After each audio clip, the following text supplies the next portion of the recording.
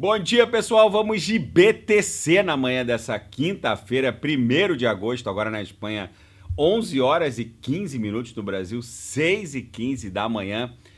Gente, a BTC, diante dessa movimentação na madrugada, onde a gente fez a mínima em 64.124 e a virada da VWAP mensal, que a gente virou o mês de julho para agosto, tendo levantado esse degrau aqui ascendente, e diante da proximidade com o patamar da VWAP do mês passado, mês 7, é muito provável que a gente dê uma beliscada aqui até num patamar de 62 para continuar dando vigência a essa canaleta virtual de alta. Deve buscar algo ali entre 62 no gráfico diário ancorado pela banda de Bollinger. Vocês vejam que esse patamar de 62 está bem factível de ser alcançado. Pode até bater 61.800, porque a gente parece que vai desenhar uma cunha aqui no diário. Mas isso fundamentalmente não altera nada a nossa congestão. A gente vai continuar aprisionado na nossa faixa congestional aqui no diário. É muito provável que o final dessa congestão seja mesmo essa figura triangularizada que parece que está se formando. No gráfico diário ancorado pela nuvem e pelas 3 linhas do canal de Keltner, a gente mais uma vez protagonizou uma armadilha de touros, porque a gente ameaçou um rompimento ascendente dessa canaleta virtual de baixa, que na verdade é uma grande bandeira de alta, mas o que parece que está rolando é aquela cunha que eu reportei ali no diário ancorado na banda de Bollinger. A gente deve estressar algo ali próximo de 62, até porque hoje é quinta-feira, normalmente na sexta-feira a volatilidade aumenta, então facilmente a BTC daria um beijinho aqui na upper da nuvem no diário. No gráfico semanal nada mudou, basicamente a gente segue desenhando um belo corpo real comprador com um pavio fortemente ascendente. Chegamos a fazer a máxima nessa semana, cuja plotagem desse candle termina no domingo, na virada de domingo para segunda, na virada da VWAP. É bem provável que a gente agora continue dando vigência ao que parece ser uma cunha logo acima dessa canaleta virtual de baixa, que na verdade é uma grande bandeira de alta. Fundamentalmente nada mudou. A gente está há basicamente 114 dias desde o halving. Historicamente, aquela tração parabólica que leva o mundo cripto para um pump espasmódico acontece após 160 dias após o halving, e no ciclo de 2017 e 2018 aconteceu 165 dias após o halving.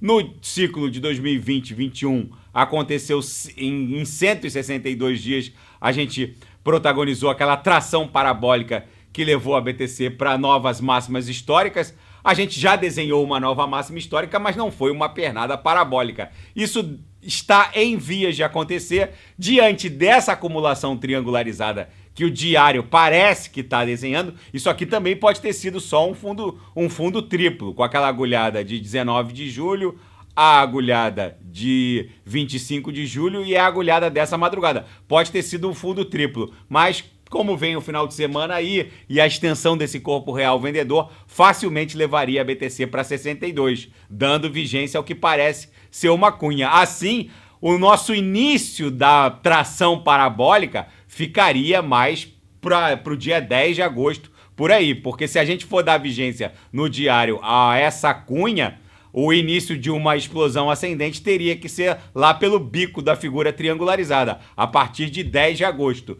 Na seara fática, os residentes nos Emirados Árabes Unidos agora podem negociar criptografia diretamente dos seus apps bancários. A nova integração foi autorizada pelo regulador financeiro dos Emirados Árabes Unidos, que engloba também a região de Dubai, enfim, que está se transformando num grande hub criptográfico. Os ativos mais negociados são BTC e ETH no âmbito dos Emirados Árabes Unidos, e a senadora Cynthia Lummis apresentou formalmente o projeto de lei que obrigaria, né? Precisa ser aprovado, o Tesouro Norte-Americano a deter pelo menos 1 milhão de BTCs. O Bitcoin Act, foi formalmente proposto por essa parlamentar, e a fonte do financiamento seria a emissão de certificados de depósito em ouro do Fed, a emissão desses certificados junto ao mercado, certificados que estariam lastreados no ouro que pertence ao Tesouro norte-americano e com a grana oriunda da emissão desses certificados, o Tesouro norte-americano compraria 1 milhão de BTCs. Enfim, vamos ver exatamente como isso vai se desdobrar. Tudo isso vem na esteira da fala do presidente Donald Trump, que comparou o market cap do ouro, da prata, do próprio Bitcoin, elogiou a saga da expansão do market cap do Bitcoin, que em 15 anos saiu do zero para ocupar o posto de nono ativo em capitalização no planeta, e agora começa toda essa discussão. É provável que no próximo ciclo bancos centrais comprem BTC como reserva. E a VanEck, uma gestora de fundos, explica aos entusiastas criptográficos como um Bitcoin poderia valer mais de $1 milhão. Eles colocam aqui um exemplo hipotético de que situações teriam que... quais os fatos e como esses fatos teriam que se alinhar para que um Bitcoin valesse, por exemplo, $2.900.000. Ele cria uma série de situações hipotéticas. A VanEck afirma que para que isso aconteça, é preciso que o Bitcoin se torne parte fundamental do sistema monetário internacional. Por enquanto, o Bitcoin ainda é um nanico, com uma capitalização de 1,3 tri, não pode ainda ser usado como reserva dos bancos centrais do G7. Mas isso tudo deve mudar. Segundo a VanEck, esse resultado só vai se alterar quando bancos centrais começarem a encarteirar BTC como reserva. Isso resultaria com que o Bitcoin se transformasse num ativo que representasse 2,5% das carteiras dos bancos centrais do G7. Aí sim, facilmente, a capitalização do Bitcoin avançaria para algo bem acima do ouro, e aí um Bitcoin poderia valer $2,9 milhões. Mas eu tenho para mim que a BTC no próximo ciclo vai se aproximar do market cap do ouro. Hoje, todas as Bitcoins em circulação, o market cap do BTC está em 1,3 tri. Para se aproximar do ouro, o market cap do Bitcoin teria que estar ali ligeiramente acima de 12 trilhões, entre 12 e 13 trilhões. Isso vai acontecer no próximo ciclo, até porque o pavimento legal, esse tapete regulamentar, já começa a ser criado com essa discussão, por exemplo, da senadora Cynthia Lummis. O que era um devaneio, uma piada para os ciclos anteriores, paulatinamente começa a se transformar em realidade. E na seara geopolítica e finanças internacionais, o Banco Central da Inglaterra decide hoje se corta ou não a taxa básica de juros. Seria o primeiro corte depois da elevação da taxa. Lembrando que o Banco Central Europeu já começou a cortar e também vai decidir se dá continuidade à sequência de cortes. Já promoveu um corte. É bem provável que o Banco Central da Inglaterra, se não fizer um corte na reunião de hoje, na próxima ele já inicia o corte, como aconteceu com o Fed, que já sinalizou corte a partir de setembro.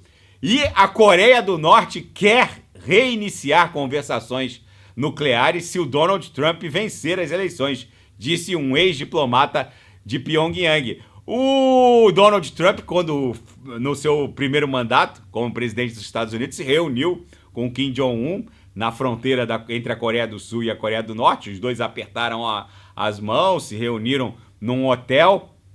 Não houve nenhum avanço em relação aos acordos verbalmente externados, mas o fato é que o que parece é que o Kim Jong-un gosta muito do Donald Trump. Vamos ver como essa situação vai se desdobrar. E os Estados Unidos da América vão defender Israel em caso de ataque do Irã após o assassinato do líder do Hamas, Ismail Haniyeh.